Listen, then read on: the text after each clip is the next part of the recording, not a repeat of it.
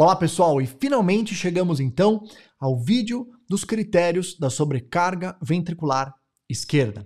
E aqui tem dois critérios que vocês precisam estudar, que são os mais importantes na prática clínica. O primeiro critério, o critério de Sokolov-Lyon, né, que é o critério mais antigo, mais utilizado, e o score de pontos de Holmhild. Vamos dar uma olhada neles. Então, primeiro, aqui na tela, então, nosso objeto de estudo, o critério das sobrecargas do ventrículo esquerdo. Primeiro grupo, gente, Sokolov-Lyon, né? Esse critério é conhecido há décadas. Então, o que esse autor descreveu?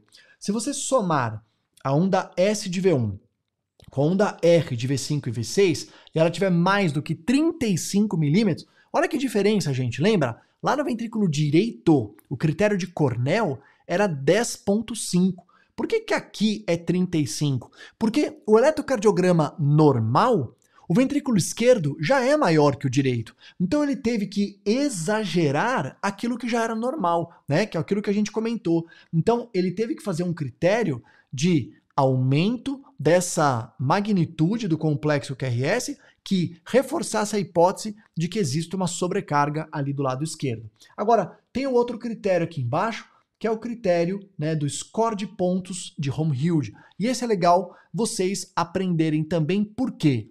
Ele tem uma acurácia melhor. Então ele parte do seguinte princípio: tem algumas coisas que vão dar 3 pontos, outras que vão dar 2 pontos de critérios e outras que vão dar 1 ponto.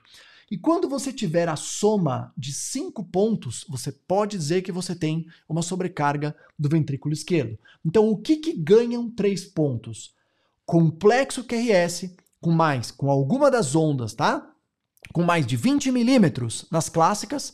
Por isso que eu chamei a atenção naqueles parâmetros normais, né? O tamanho normal lá nas clássicas é até 20 milímetros. Por quê? Se tiver mais de 20 milímetros, ganha 3 pontos no score de Holmhild, né? Ou nas precordiais, acima de 30 milímetros. Então, de novo, nas precordiais, o tamanho máximo do normal é 30 milímetros. Se tiver mais do que isso, ganha 3 pontos. O que mais ganha 3 pontos? O strain do ventrículo esquerdo, né? O strain é aquela onda invertida, tá certo? Que representa também uma sobrecarga importante ali da câmara. Entretanto, pacientes que fazem uso de digital, né? Que é uma medicação que causa alteração ali da onda T, aí ele vale 1 ponto só. Então, não usa digital, vale 3. Se usar digital, passa a valer 1 ponto só.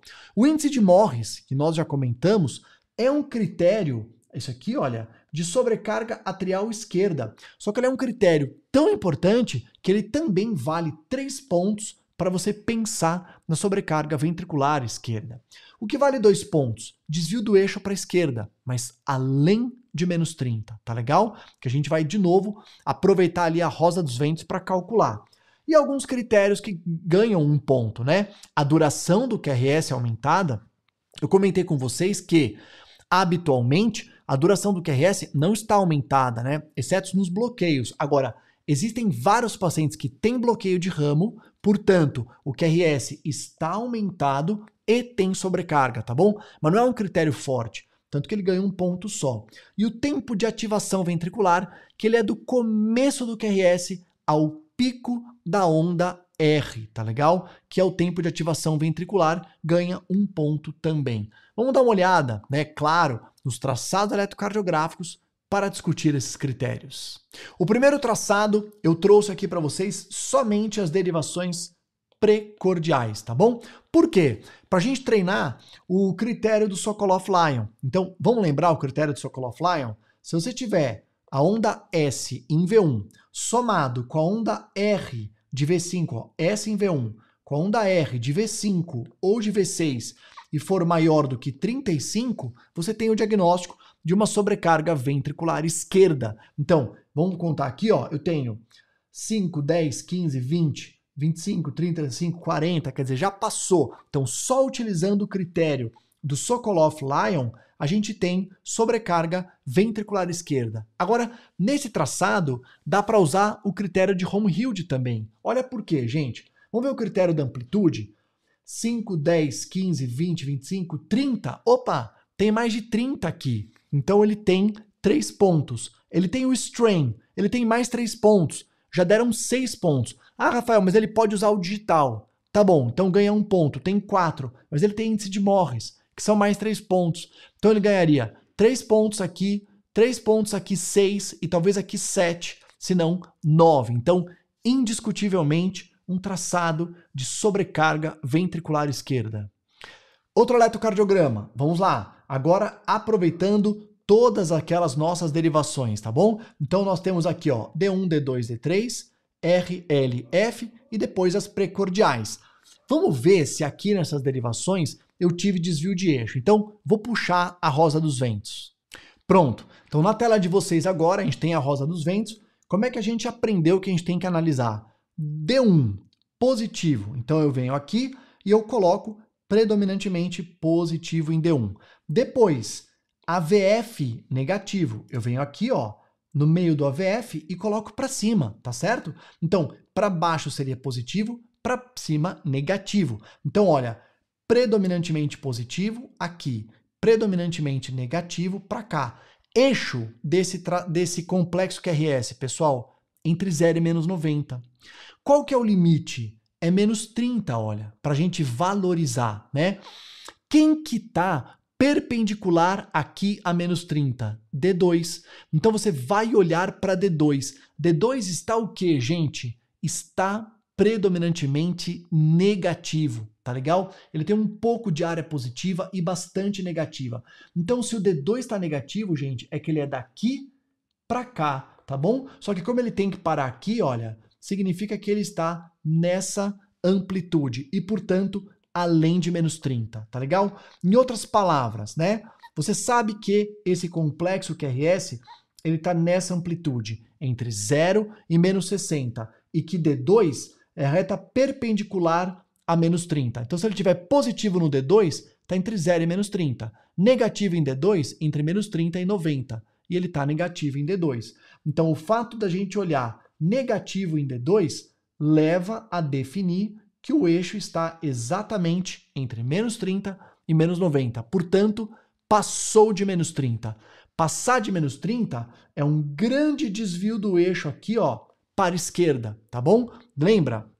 Quando a gente estava estudando a sobrecarga do lado direito, vinha para cá. Do lado esquerdo, vem para cá. Então ele está com um grande desvio do eixo ali para a esquerda. E a gente estudou também que isso ganha pontos, né? No score de Home-Hilde, tá legal? Vamos apagar um pouco desses desenhos todos aqui para que a gente possa agora estudar as derivações precordiais, tá legal? Então vamos lá, ó. Estudando agora as derivações precordiais, o que que a gente tem?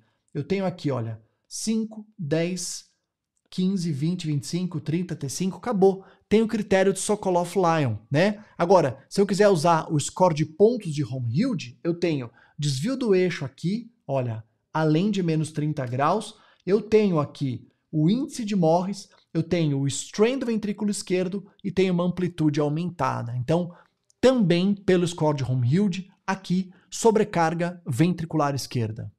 Só de curiosidade, vamos ver quantos pontos deram? Vamos lá, ó. Índice de Morris, 3, tá bom?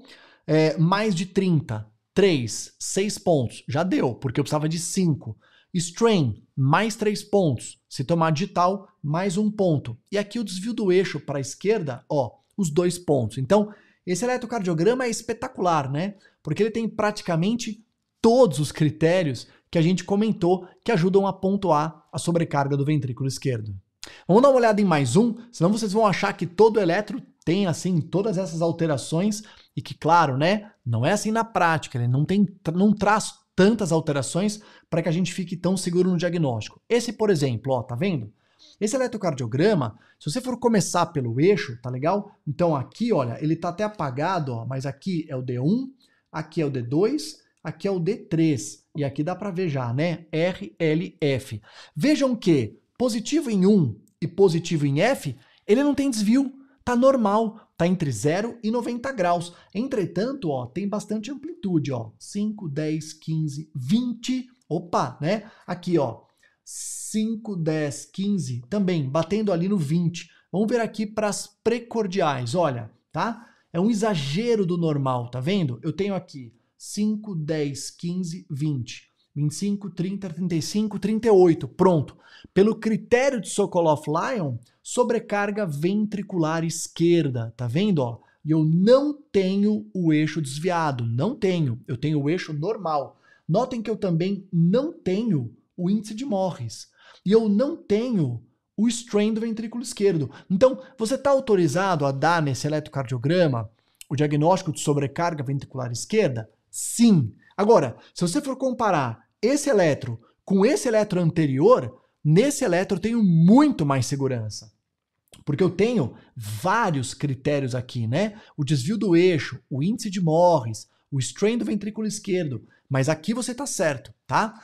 É por isso que antigamente, pessoal, esse eletro chamavam de sobrecarga do ventrículo esquerdo por dilatação e estes por hipertrofia, tá bom? Mas a gente viu que o eletrocardiograma não tem esse poder. Então a gente chama sobrecarga do ventrículo esquerdo e este sobrecarga do ventrículo esquerdo da mesma forma. E é isso com relação às sobrecargas. Então, mais uma vez, terminando aqui um módulo importante, significativo do nosso estudo, eletrocardiograma voltado para a prática. Grande abraço!